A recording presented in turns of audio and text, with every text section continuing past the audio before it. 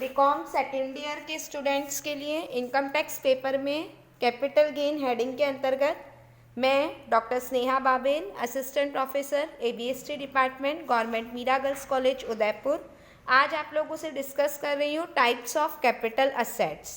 Students देखिए, पूंजी संपत्तियों के प्रकार मेरे लास्ट वीडियो को आप लोगों ने देख लिया, उसमें मैंने आपको कैपिटल असेट्स जो है वो बतला दिया है।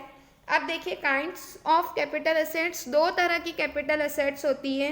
अंडर सेक्शन 2 सबसेक्शन 40A के अंतर्गत शॉर्ट टर्म कैपिटल असेट्स, अल्पकालीन पूंजी संपत्तियां।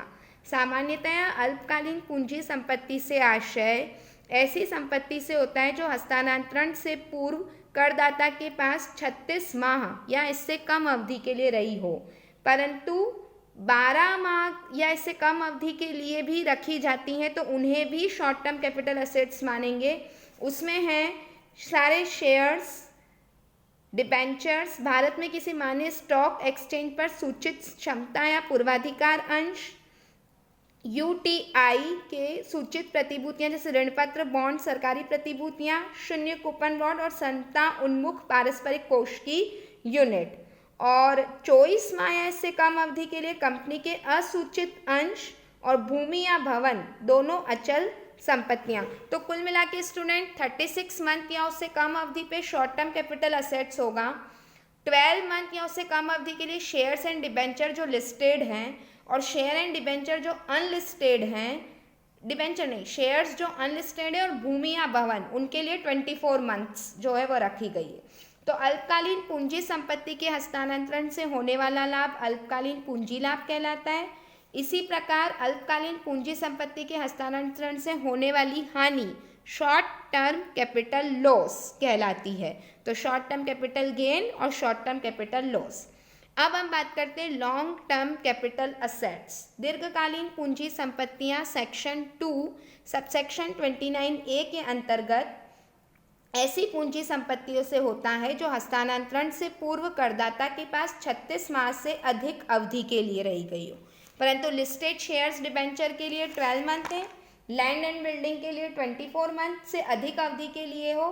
तो ये जो लॉन्ग टर्म कैपिटल असेट्स के हस्तांतरण से होने वाला लाभ लॉन्ग टर्म कैपिटल गेन कहलाएगा, और होने वाली हानि लॉन्ग टर्म कैपिटल क्या कहलाएगी, लॉस कहलाएगी। तो टाइप्स ऑफ कैपिटल गेन भी हो गया है, लॉन्ग टर्म कैपिटल गेन और शॉर्ट टर्म कैपिटल गेन।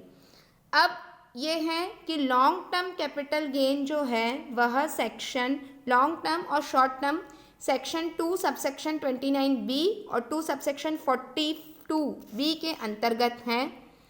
अल्पकालीन और दीर्घकालीन पूंजी लाभ में अंतर का उद्देश्य क्या है? दीर्घकालीन पूंजी लाभ दीर्घकालीन पूंजी संपत्ति के हस्तांतरण से उत्पन्न होते हैं। दीर्घकालीन पूंजी संपत्ति के हस्तांतरण का उद्देश्य सामान्यतः लाभ कमाना नहीं माना जा सकता। इस तथ्य को ध्यान में रखते हुए आयकर अधिनियम में इनकम टैक्स एक्ट में दीर्घकालीन पूंजी लाभ पर विशिष्ट दरों से कर लगाया जाता है, क्योंकि उनका उद्देश्य सामान्यतः लाभ कमाना नहीं है, जबकि अल्पकालीन पूंजी लाभ का उद्देश्य सामान्यतः लाभ कमाना होता है। अतः इन पर दूसरी आयों की तरह साधारण दरों से कर जो है वह लगाया जाता है। अब जो है वह determination of period of ownership जो है वो अपनी अपनी रेफरेंस बुक में आप लोगों के पास है, उसमें डिटेल में पढ़ेंगे। 2 सबसेक्शन 40A के अंतर्गत क्या तो परिस्थिति होती है और किस तरीके से अवधि का निर्धारण किया गया है, क्योंकि कैपिटल गेन की कैलकुलेशन में हमें determination of period of ownership जो है वो ज़रूरी हमें चाहिएगा। हमें कॉस्ट ऑफ एक्विजिशन भी चाहिएगा। यदि कोई सुधार या वृद्धि इम्प्रूवमेंट किया गया है तो उसकी कॉस्ट चाहिएगी, और संपत्ति हस्तांतरण के जो व्यय ट्रांसफ़र एक्सपेंसेस जैसे कि विज्ञापन, दलाली, नीलामी व्यय आदि चाहिएगा। तो सबसे पहले हम बात करते हैं STCG short term capital gain.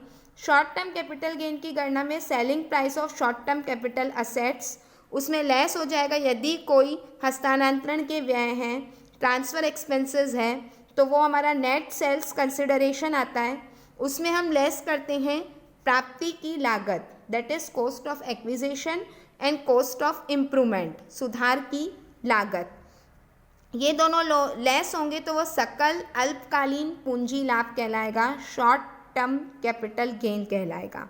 Short term capital gain में हम लेस करते हैं exempted capital gain. Short term capital gain में एग्जेम्प्टेड कैपिटल गेन करने तो मैंने आपको पहले वाले वीडियो में अलग अलग 54 के सेक्शंस के समझाए थे, मतलब बताए थे गेन डिटेल में, तो मैं आपको नेक्स्ट वीडियो में समझाऊंगी। शॉर्ट टर्म कैपिटल गेन में आपके लेस होंगे 54B, 54D, 54G और 54GA, that is taxable short term capital gain. हस्तांतरण व्ययों में दलाली, रजिस्ट्रेशन फीस व कानूनी व्यय आदि शामिल हैं, परंतु सिक्योरिटी ट्रांजैक्शन टैक्स STT शामिल नहीं है।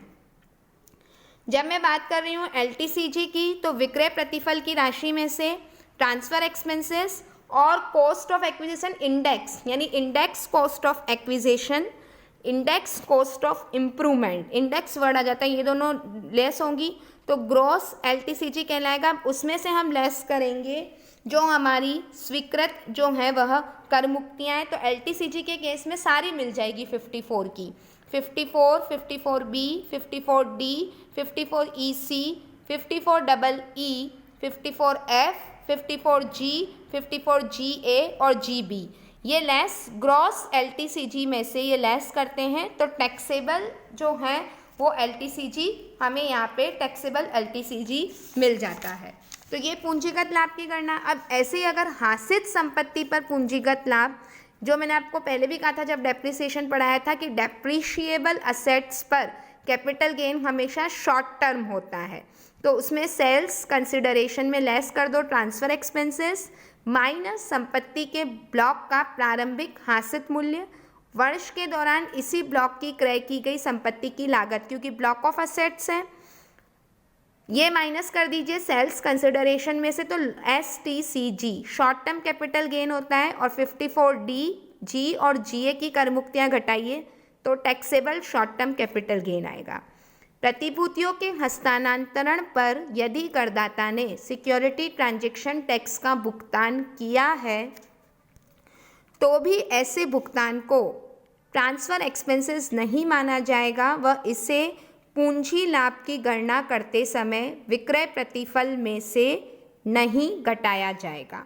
अब जब हम कैपिटल गेन की कैलकुलेशन कर रहे हैं तो कैपिटल गेन की कैलकुलेशन करते समय हमें determination of period of ownership 2 subsection 40A में जो अलग अलग प्रावधान दे रखे हैं कि कोई संपत्ति किसी करदाता के पास कितनी अवधि के लिए रही है, क्योंकि हमारा जो कैपिटल गेन लॉन्ग टर्म है कि शॉर्ट टर्म है वो इसी पॉइंट पे निर्धारित हो रहा है। Methods of computation of capital gain, वो जो मैंने अभी आपको बताया LTCG और शॉर्ट STCG। सेल्स कंसिडरेशन, प्रतिफल का मूल्य, किसी भी पूंजी संपत्ति के हस्तांतरण के परिणाम स्वरूप हस्तांतरणकर्ता को, जो ट्रांसफरर है उसको हस्तांतरणकर्ता को प्राप्त अथवा प्राप्य राशि पूंजी लाभ की गणना का आधार है। सेल्स कंसिडरेशन, कितनी राशि मिली, यह आवश्यक नहीं कि इस राशि का बाजार मूल्य से कोई संबंध हो। यदि विक्रय प्रतिफल का मूल्य किस्तों में प्राप्त होता है तब भी प्राप्य राशि के आधार पर गत वर्ष में ही पूंजी लाभ जो है वह कर योग्य हो जाएंगे। विभिन्न स्थितियों में विक्रय प्रतिफल का मूल्य निम्न प्रकार जो है वह ज्ञात करेंगे। विभिन्न परिस्थितियों में प्रतिफल की राशि, तो अलग अलग परिस्थितियां हैं। पूंजी संपत्ति को बेचने पर, अदला बदली करने पर, बीमाकर्ता से अगर क्षतिपूर्ति राशि प्राप्त होती है, पूंजी संपत्ति को व्यापारिक स्टॉक में परिवर्तित करने पर। तो ये स्टूडेंट्स जो हैं वह अपनी नोट डाउन कर लेंगे अपनी अपनी रेफरेंस बुक से।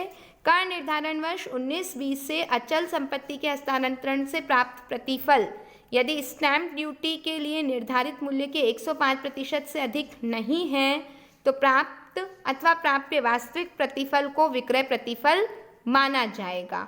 लेकिन जहां अधिक है तो पूंजी लाभ की गणना के उद्देश्य से स्टैम्प ड्यूटी के लिए निर्धारित मूल्य को विक्रय प्रतिफल माना जाएगा। इसी तरह जब कोई व्यक्ति किसी अन्य व्यक्ति को निर्धारित प्रतिफल के बदले कोई अचल संपत्ति प्राप्त करता है तो स्टैम्प ड्यूटी मूल्य 50,000 रुपये और निर्धारित प्रतिफल का 5%, दोनों में से जो भी अधिक हो उससे अधिक है तो ऐसा आधिक्य क्रेता के लिए अदर सोर्सेज में टैक्सेबल इनकम मानी जाएगी। ये कर निर्धारण वर्ष कब से? 19-20 से। Cost of acquisition of capital assets, ये भिन्न भिन्न परिस्थितियों में कैपिटल एसेट्स की कॉस्ट ऑफ एक्विजिशन निकालने के अलग अलग नियम हैं। सेक्शन 52 सबसेक्शन 2 के अंतर्गत अलग अलग जो है वो सिचुएशंस इसमें दे रखी हैं। जब हम बात करते हैं एक्सपेंसेस ऑन ट्रांसफ़र 48 सबसेक्शन 1, क्योंकि हम ये घटा रहे हैं सेल्स कंसिडरेशन में, पूंजी लाभ की गणना करते समय पूंजी संपत्ति के हस्तांतरण से संबंधित व्यय कटौती योग्य हैं। उदाहरण के लिए किसी भी मकान जिसमें किराएदार रह रहे हैं को खरीदते समय क्रेता ने शर्त लगा दी कि वह संपूर्ण प्रतिफल का भुगतान तभी करेगा जबकि मकान पूरी तरह से खाली हो। इसलिए किराएदारी समाप्त करने के लिए यदि कोई राशि किराएदारों को विक्रेता द्वारा दी जाती है तो यह हस्तांतरण के व्यय कहलाएंगे। यदि विक्रय प्रतिफल की राशि संपत्ति की लागत या सूचकांकित लागत, वृद्धि की लागत या वृद्धि की सूचकांकित लागत और हस्तांतरण व्ययों के योग से कम है तो ऐसा डिफरेंस कैपिटल लॉस होगा। पूंजी लाभ के समान कैपिटल लॉस दो प्रकार का होगा, जो मैंने अभी आपको बताया, शॉर्ट टर्म कैपिटल लॉस और लॉन्ग टर्म कैपिटल लॉस। अब इम्पॉर्टेंट वर्डिंग ध्यान से सुनना, शॉर्ट टर्म कैपिटल लॉस को तो STCG और LTCG दोनों से आप एडजस्ट राइट ऑफ कर सकते हैं, लेकिन अगर लॉन्ग टर्म कैपिटल लॉस होता है तो उसे सिर्फ और सिर्फ लॉन्ग टर्म कैपिटल गेन से ही राइट ऑफ करेंगे। और इसको स्टूडेंट मैं वापस आपको समझाऊंगी जब हम set of and carry forwarded of losses पढ़ेंगे। फिर क्लासिफिकेशन ऑफ कैपिटल एसेट्स भी मैंने आपको बता दी। अब इंडेक्स कॉस्ट ऑफ एक्विजिशन जो है उसमें इंडेक्स कॉस्ट ऑफ एक्विजिशन जो है वो इंडेक्सेशन आपको दे रखा होगा। उस इंडेक्सेशन के अकॉर्डिंग इंडेक्सेशन 2001-2002 में 100 था, कॉस्ट इन्फ्लेशन इंडेक्स कितना था? 100। आप याद कर लो जो आपका प्रीवियस ईयर है 19-20, इंडेक्स कॉस्ट ऑफ एक्विजिशन 19-20 के लिए कितनी है? 289 जो है वो हमारी इंडेक्स कॉस्ट ऑफ एक्विजिशन है। और 2020-2021 जो हमारा असेसमेंट ईयर है वो हमारे आने वाले जूनियर ईयर के लिए जब प्रीवियस ईयर बनेगा तो कितनी होगी? 301। So index cost of acquisition of assets भी हमें निकालनी पड़ेगी। तो उसमें cost of acquisition divided by प्राप्ति वर्ष का लागत मुद्रास्फीति सूचकांक मल्टीप्लाइड बाय हस्तांतरण वर्ष का लागत मुद्रास्फीति सूचकांक। तो प्राप्ति वर्ष का आपको क्वेश्चन में दे रखा होगा, हस्तांतरण वर्ष जनरली 19-20 ही रहता है, जो आपका क्या माना जाएगा? 289 माना जाएगा। अब हम बात कर लें आज के असाइनमेंट की। तो स्टूडेंट्स टुडेज असाइनमेंट जो है फॉर यू कि what do you mean by capital gain और distinction between short term capital gain and long term capital gain, इसे आप कंप्लीट करें अपनी नोटबुक में। Thank you.